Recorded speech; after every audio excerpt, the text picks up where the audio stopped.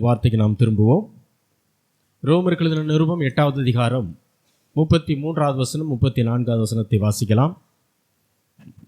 தேவன் தெரிந்து கொண்டவர்கள் மேல் குற்றம் சாட்டுகிறவன் யார்? தேவனே அவர்களை நீதிமான்கள் ஆக்குகிறவர். ஆக்கினைக்குள்ளாக தீர்க்கிறவன் யார்?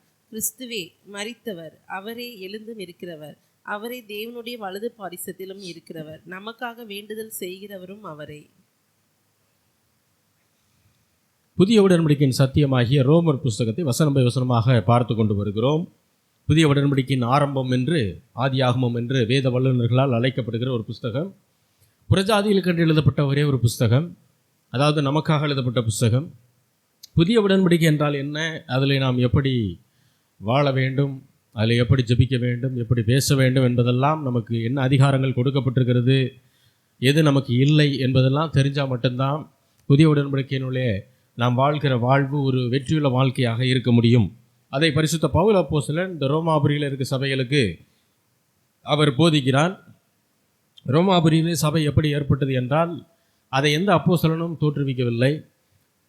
எருசலேமிலிருந்து பிரிந்து சென்ற யூதர்கள், ரட்சிக்கப்பட்ட கிறிஸ்தவர்கள் அங்கே சென்று அவர்களாக கூடி ஜெபிக்க ஆரம்பித்தார்கள். அந்த இடத்துல சபை உருவானது. அப்படிப்பட்ட சபைகளுக்கு போதிக்க வேண்டியது அவசியமாக இருக்கிறது என்பதை உணர்ந்து பரிசுத்த பவுல் அப்போஸ்தலன் அவர் இந்த போதனைகளை எல்லாம் ரோமாபுரியில் இருக்கிற சபைகளுக்கு அவர் வெளிப்படுத்துகிறார், அதை போதிக்கிறார். இந்த 8ஆம் அதிகாரத்தை பொறுத்த வரைக்கும் இரட்சிப்பின் நிச்சயத்தை குறித்து அவர் போதித்து கொண்டே வருகிறார். கிறிஸ்துவுக்கு உட்பட்டவர்களுக்கு ஆக்கினை தீர்ப்பு இல்லை என்று ஆரம்பிக்கிறார். அப்போது விசுவாசிகள் தங்களுடைய இரட்சிப்பு நிறைவேறும் என்கிற நிச்சயத்தோடு இருக்க வேண்டும், அதற்கு பல காரணங்கள் இருக்கிறது என்பதை குறித்து அவர் போதித்து கொண்டே வருகிறார். அப்படி போதிக்கும்போது இந்த 31வது வசனத்திலிருந்து அவர் என்ன காரியங்களை, கடைசி வசனம் வரைக்கும் அவர் சில கேள்விகளை கேட்கிறார். அதாவது தேவன் நம்மோடு இருக்கும்போது நமக்கு விரோதமாக எதிர்த்து நிற்கக்கூடியவன் யார் நிற்க முடியும் என்று கேட்கிறார்.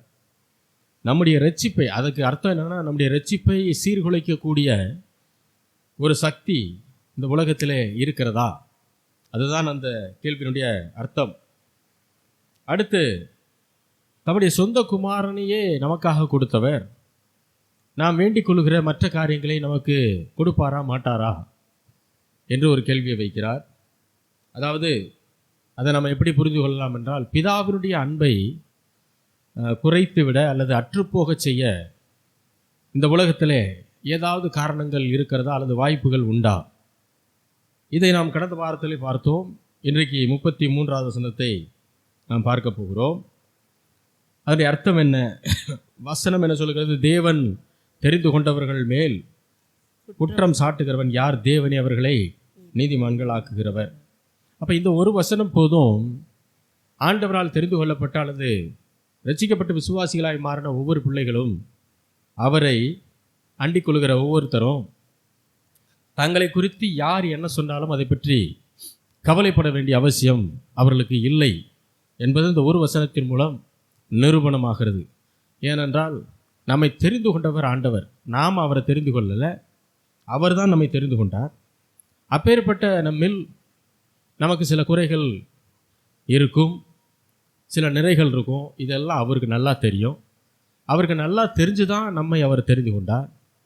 அப்போ இதை குறித்து கவலைப்பட வேண்டியதோ அல்லது அக்கறைப்பட வேண்டியதோ நம்முடைய ஆண்டவர் தானே தவிர, இரட்சிப்புக்கும் இவர்களுக்கும் சம்பந்தமே இல்லாத மனிதர்கள் நம்மை குறித்து ஒரு குற்றம் சாட்டுகிறதுனாலேயோ அது உண்மை என்று ஆகிவிட முடியாது.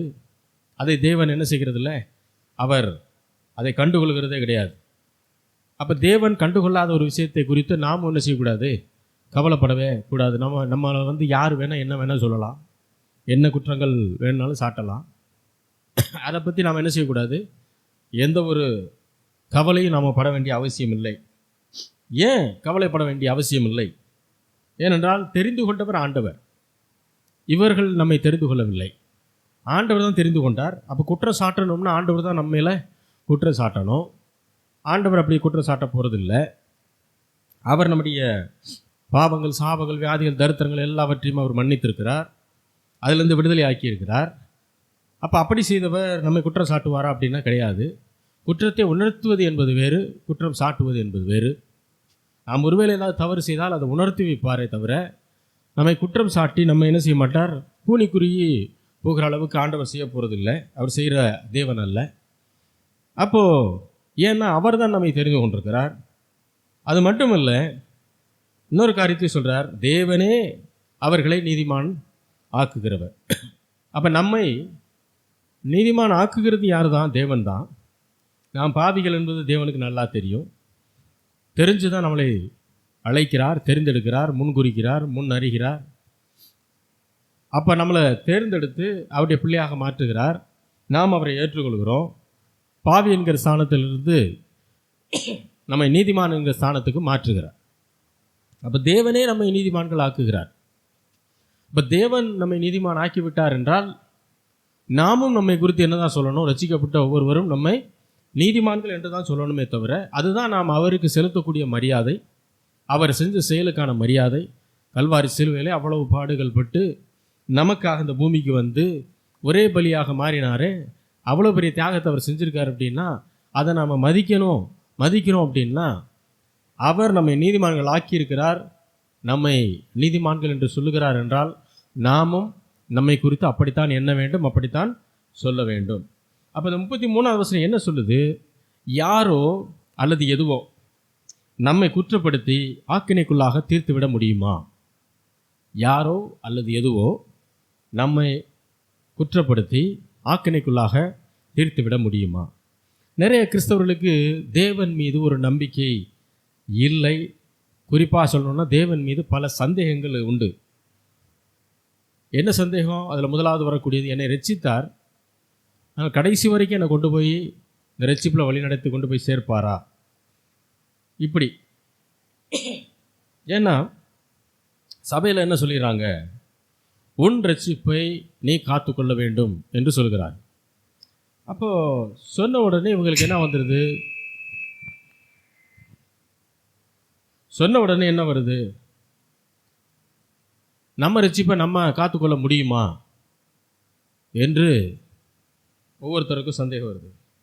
இப்படி சந்தேகத்தோடு வாழ்கிறதுனால வாழ்க்கையில் பெரிய சந்தோஷம் இல்லை. சந்தேகங்கள் தீர வேண்டும். அது தீர்ந்தால் மட்டும்தான் வாழ்க்கையில் நிம்மதியும் மகிழ்ச்சியும் உண்டாகும். ஆண்டவரை குறித்ததான என்ன ஓட்டங்கள் எப்படி இருக்கிறது என்பதை பொறுத்து தான் அவர்களுடைய நம்பிக்கையும் இருக்கும். ஆண்டவரை பற்றி ஒரு சரியான புரிந்து கொள்ளுதல் இல்லாமல் அவர் ரட்சித்தார், நல்லவர் தான், ஆனால் என்னை வந்து என்ன செஞ்சிருவார், சின்ன தவறு பண்ணாலே என்னை போட்டு அடிச்சிருவார் அப்படின்னு ஆண்டவரை கொடுத்து தவறாக புரிந்து கொண்டு வைத்திருந்தால் கண்டிப்பாக ஒரு மனிதன் கூட தேவன் கொடுத்த ரட்சிப்பிலே நிலை நிற்க முடியாது. காரணம், எல்லா மனிதர்களும் ரட்சிக்கப்பட்டதுக்கு பின்பும் எந்த பாவத்தை செஞ்சுருக்காங்களோ இல்லையோ பொய் என்கிற பாவத்தை கண்டிப்பாக செஞ்சுருப்பாங்க. அப்போது பொய்யினாலும் பாவம்தான், கொலை செஞ்சாலும் பாவம்தான். ஆண்டவருடைய பார்வையில் எல்லா பாவமும் ஒன்று தான். அப்போது பாவத்தை செய்த எந்த ஒரு மனிதனையும் ஆண்டவர் அடிப்பார் என்றால் இன்றைக்கு எல்லா மனிதனும் செத்து தான் விழுந்திருக்கணும்.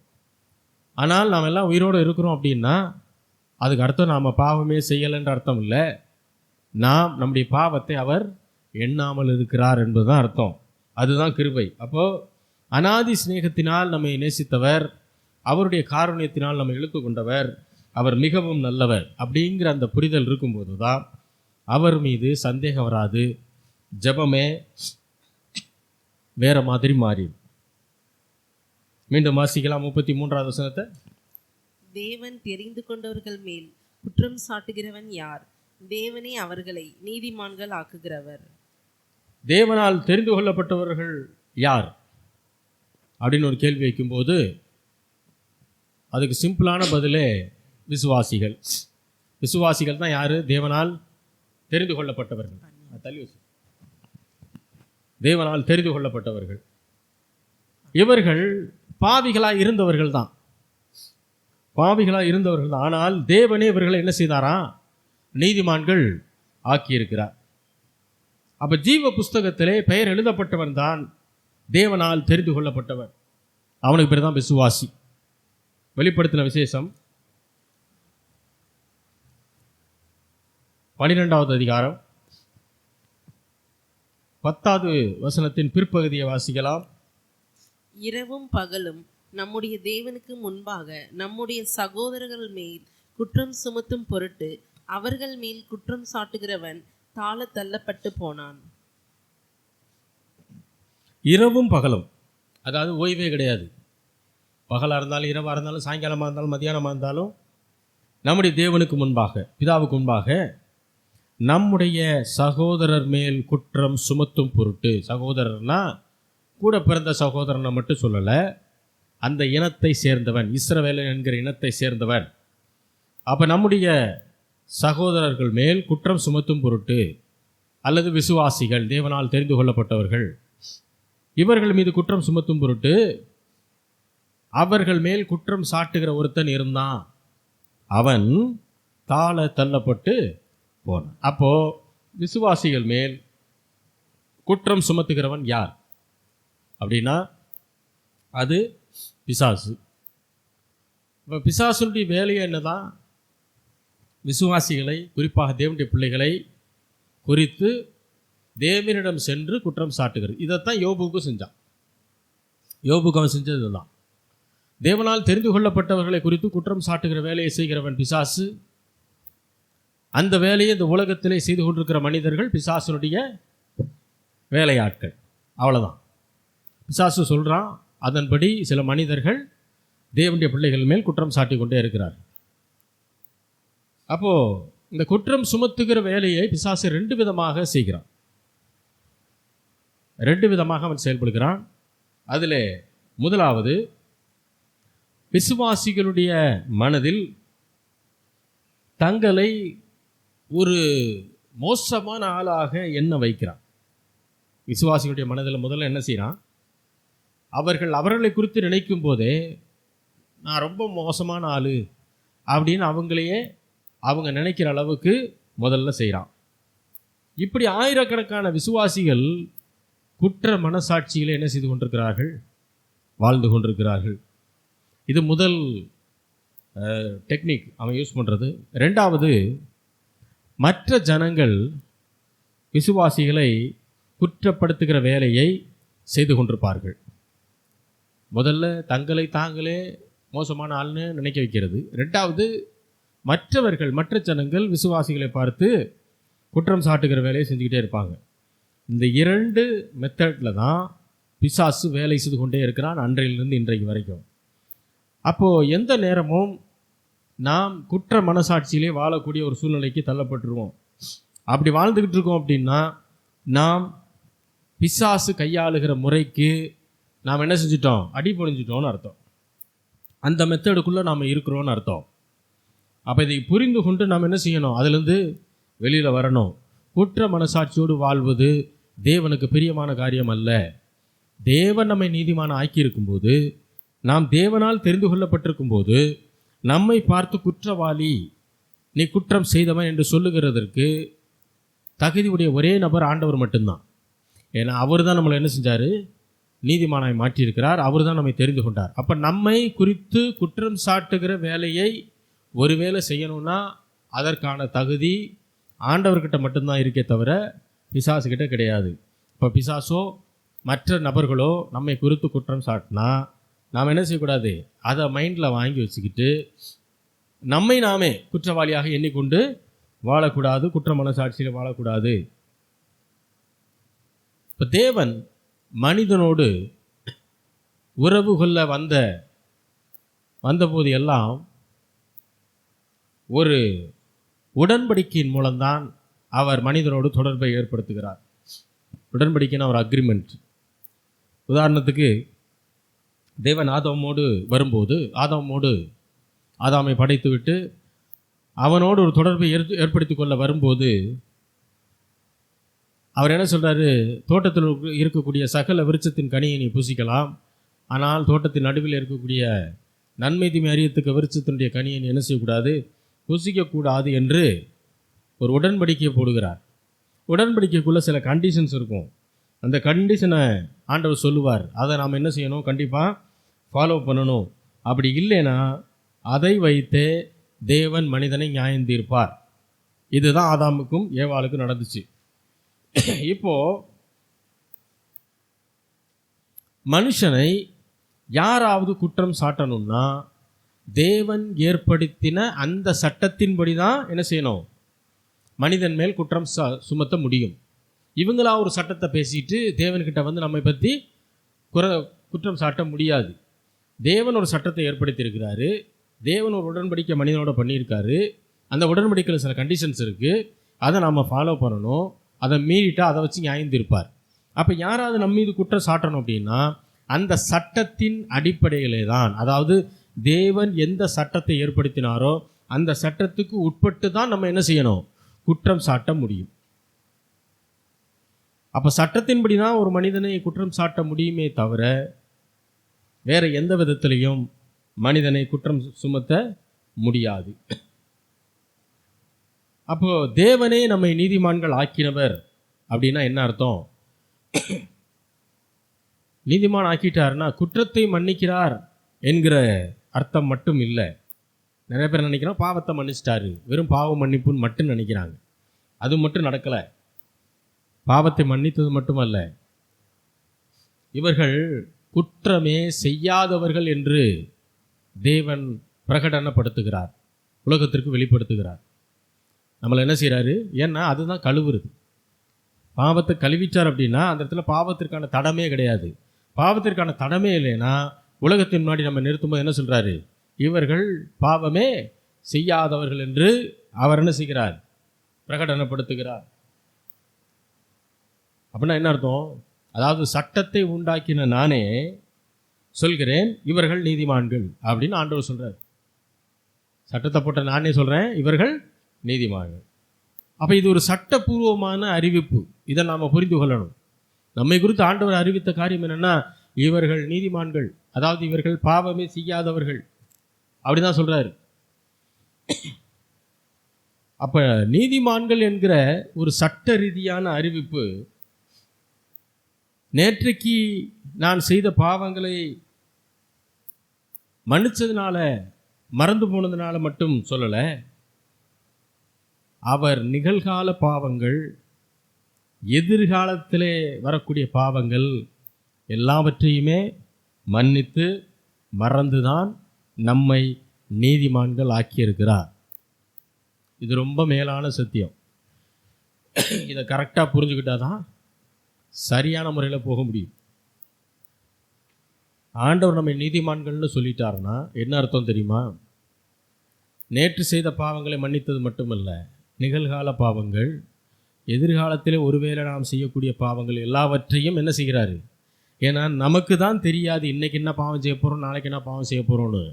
ஆண்டவருக்கு நம்ம லைஃப் ஹிஸ்ட்ரி என்ன செய்யும், நல்லா தெரியும். அப்போ இந்த ஒவ்வொருத்தரும் யோசிக்கணும், நம்மளை குறித்து அவர் என்ன யோசிச்சிருப்பார். இன்னார் 60 வயசில் இந்த பாவத்தை செய்வான், 70 வயசில் இந்த பாவம் செய்வான், இது எல்லாமே ஆண்டவருக்கு தெரியும்.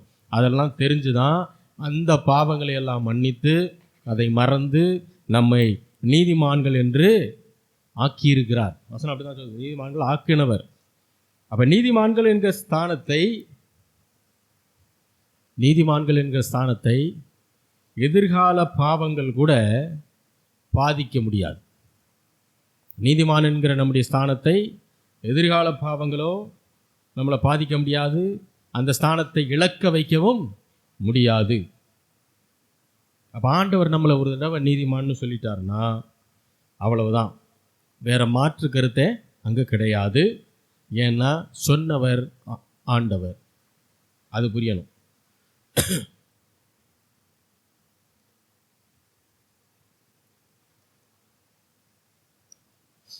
இப்போ இன்னொரு காரியம், நியாயப்பிரமாணத்திற்கும் புதிய உடன்படிக்கையில் வாழ்கிற நமக்கும் விசுவாசிகளுக்கும் சம்பந்தமே கிடையாது. நியாயப்பிரமாணத்துக்கும் புதிய உடன்படிக்கையில் வாழ்கிற மக்களுக்கும் எந்த சம்பந்தமும் கிடையாது. அப்போ குற்றம் சுமத்துகிற பிசாசு அல்லது அவனுடைய வேலையாட்கள் மனிதர்கள் யாராக இருந்தாலும் சரி, அந்த நியாயப்பிரமாணம் என்கிற சட்டத்தை வைத்து தான் நம் மீது குற்றம் சாட்ட முடியும். புரியுதா உங்களுக்கு? பிசாசு தான் குற்றம் சாட்டுகிறவன். அவனுடைய வேலையை செய்யக்கூடிய மனிதர்கள், அவனுடைய வேலையாட்கள். இப்போ இவர்கள்லாம் நம்மை குற்றம் சாட்டணும் அப்படின்னா நியாயப்பிரமாணம் தான் தேவன் கொடுத்த சட்டம். அந்த சட்டத்தின் அடிப்படையில் அந்த சட்டத்திற்கு உட்பட்டு தான் நம்மளை என்ன செய்யணும், குற்றம் சாட்ட முடியும். அப்படி தான் சுமத்துறதுக்கு வரும். ஆனால் ஆண்டவர் சொல்லிடுவார், இந்த நியாயப்பிரமாண சட்டத்திற்கும் புதிய உடன்படிக்கையின் மக்களுக்கும் எந்த சம்பந்தமும் இல்லைன்றவர். அந்த சட்டம் நம்மை கட்டுப்படுத்தாது. அல்லேலூயா. நாம் நியாயப்பிரமாண சட்டத்திற்கு உட்பட்டவர்கள் அல்ல. இதுதான் ஆண்டவர் சொல்ற வார்த்தை. அப்போ பிசாசு வேற எந்த வகையிலையும் குற்றம் சாட்ட முடியாது. குற்றம் சாட்டணும்னு நினைச்சா நியாயப்பிரமாண சட்டத்தை வச்சு தான் நம்மளை என்ன செய்யணும், குற்றம் சாட்டணும். அப்படி வரும்போது ஆண்டவர் சொல்ல போறாரு, நியாயப்பிரமாணத்திற்கு புதிய உடன்படிக்கையின் பிள்ளைகளுக்கு எந்த சம்பந்தமும் கிடையாது. ஏன்னா இந்த புதிய உடன்படிக்கையின் விசுவாசிகள் கிருபைக்கு கீழ்ப்பட்டவர்கள் அப்படின்னு ஆண்டவர் சொல்லிடுவார். அப்போ கிருபை அப்படின்னா என்ன? எவ்வளவு பெரிய பாவங்கள் செய்திருந்தாலும் அந்த பாவங்களை மன்னிக்கக்கூடிய ஒரு பெரிய சக்தி உள்ளது தான், ஒரு பெரிய ஆற்றல், பெரிய வல்லமை உள்ளது தான் கிருபை. அப்போ கிருபை இருக்குன்னு சொல்லி பாவம் செய்யலாமான்னா கூடாதுங்கிறாரு. மன்னிப்பு இருக்குன்றதுனால பாவம் செஞ்சிட முடியாது. அதுக்கு தான் இந்த போதனைகள். நம்முடைய ஸ்தானம் என்னன்றது உணரணும். நாம் நீதிமான்கள் என்கிற ஸ்தானத்தில் இருக்கும்போது, தேவனுடைய பிள்ளைகள் என்கிற உயர்ந்த ஸ்தானத்தில் இருக்கும்போது எதை செய்வது நமக்கு தகுதியாக இருக்கும், எது நமக்கு தகுதியாக இருக்காது, எதை நாம் செய்யக்கூடாது. அந்த செய்யக்கூடாதுன்னு முடிவு எடுக்கிறது தண்டனை வந்துருன்றதுனால இல்லை, அது என்னுடைய தகுதிக்கு இழுக்கு, அது ஏன் தகுதிக்கு நான் அதை செய்யக்கூடாது அப்படின்னு நாம் உணர்ந்து அப்படி தான் என்ன செய்யக்கூடாது, அந்த பாவத்தின் காரியங்களை நாம் செய்யாமல் இருக்கணும். அப்போ கர்த்தர் நல்லவர் என்கிற உறுதி இல்லைன்னா விசுவாசிகளுக்கு இரட்சிப்பின் நிச்சயமே இருக்காது. இரட்சிப்பின் நிச்சயம் இல்லைன்னா ஜெபம் தோல்வியான ஜெபமாகத்தான் இருக்கும். ஏன்னா ஆண்டவரை பார்த்து ஒரு விசுவாசமாக ஒரு உரிமையோட அவர்கிட்ட போய் என்ன செய்ய மாட்டோம், பேச மாட்டோம், அவர்கிட்ட கேட்க முடியாது. அப்போ சத்தியம் ஒழுங்காக நாம் புரிந்து கொள்ளவில்லை என்றால் சூழ்நிலையை பார்த்து ஆண்டவர் மேலே கோபம். சத்தியம் என்ன? வசனம் சொல்லுது, சத்தியத்தை அறிவீர்கள், சத்தியம் உங்களை. அப்போ சத்தியம்னா என்ன? ஆண்டவர் சொல்றார், நானே வழியும் சத்தியமும். அப்போது அவரை படிக்கிறதுக்கு பேர் தான் சத்தியம். அப்போ அவர் எப்படிப்பட்டவர்னு படிக்கிறதுக்கு பேர் தான் தேவனை பற்றி அறிகிற அறிவு. அதுதான் ஒவ்வொரு ஞாயிற்றுக்கிழமையும் செய்கிறோம். அப்போ தேவன் எப்படிப்பட்டவர்? சும்மா மேலோட்டமாக அவர் நல்லவருங்க அப்படின்னு சொல்லிட்டு போகிறதா? இல்லை. உணர்வு பூர்வமாக இருதயத்தின் ஆழத்திலிருந்து வசனத்தின் வெளிப்பாட்டோடு பேசுவது தான் என்னது, அவர் நல்லவர்னு சொல்கிறது தான் உண்மையான காரியம். அதுதான் சத்தியம். நல்லவர்னா என்ன அர்த்தம்? அவர் நம்முடைய வாழ்க்கையிலே நன்மைகளை மட்டுமே செய்யக்கூடிய தேவன் என்று அர்த்தம். அது ரொம்ப முக்கியம். ஏன்னா தேவன் நல்லதையும் செய்வார், அப்புறம் கெட்ட தீமையான காரியத்தை அனுமதிப்பார் அப்படின்னு சொல்கிறதெல்லாம் தவறு. அதெல்லாம் நம்முடைய மாம்சீக புரிதல், ஆவிக்குரிய புரிதலில் இருக்கணும். ஏன்னா தேவன் உலகத்தில் ஊழியம் செய்த போது வசனம் சொல்லுகிறது, அவர் நன்மை செய்கிறவராக என்ன செய்தார்? ஒருத்தருக்கு கூட அவர் தீமையை அனுமதிக்கவில்லை. அவரை நம்பி வந்த ஒருத்தருக்கும் அவர் என்ன செய்யலை? தீமையை கொடுக்கல, நன்மைகளை மட்டும்தான் செய்தார். பிசாசின் வல்லமையிலே அகப்பட்ட யாவரையும் குணமாக்குகிறவராக சுற்றி தேய்ந்தார். அப்போது பிசாசின் வல்லமையிலே அகப்பட்டவர்கள் தீமையினாலே பாதிக்கப்பட்டவர்கள். அப்போ அவர்களை ஆண்டவராகிய இயேசு கிறிஸ்து என்ன செய்தார்? விடுதலை ஆக்கினார். அப்போனா ஆண்டவர் நன்மை செய்தாரா, கெட்டது செஞ்சாரா?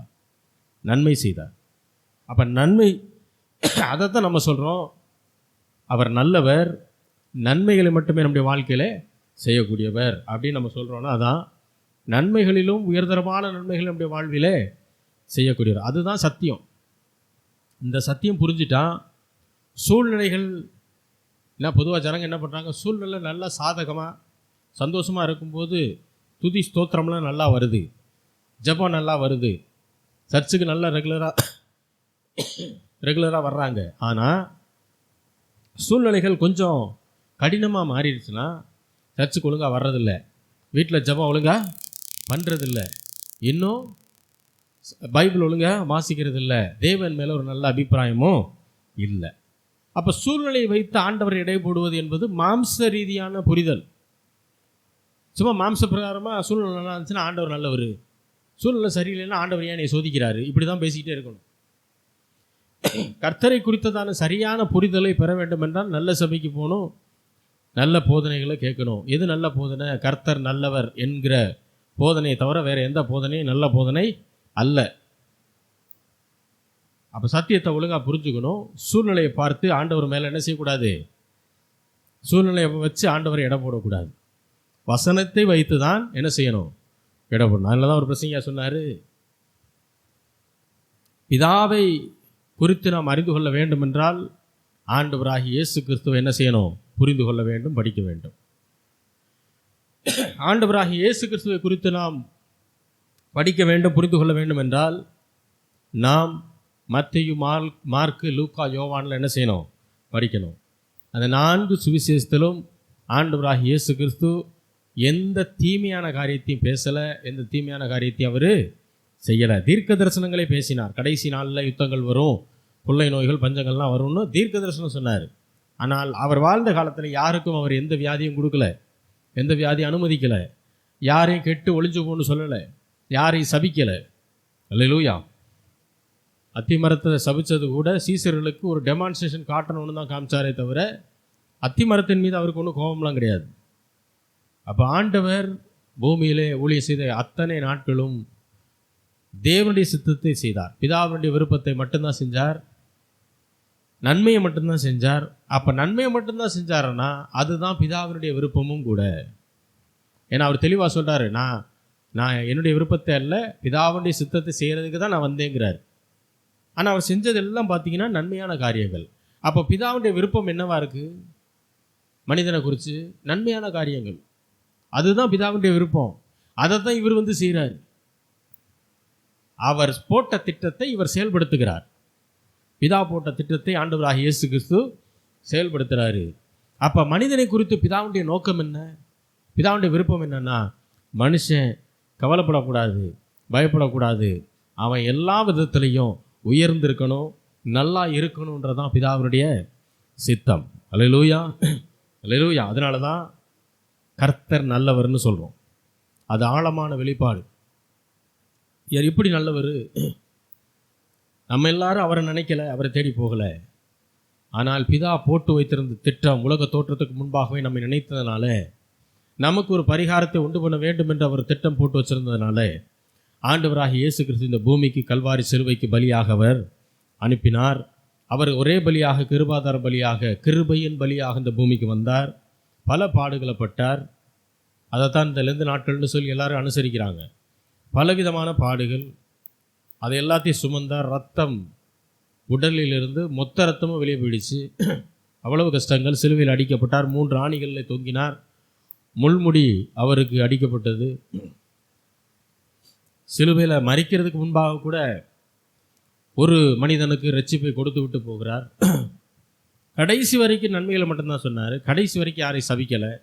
மற்றவர்கள் இவரை கேலி பண்ணும்போது கூட இவர் என்ன செய்யலை, அவர்களை கேலி பண்ணலை, அவர்களை தூசிக்கவில்லை. ஆண்டவர் அப்படி ஒரு நன்மையான காரியத்தை இந்த பூமியிலே செய்தார். செய்து பாதாளம் வரை போனார்.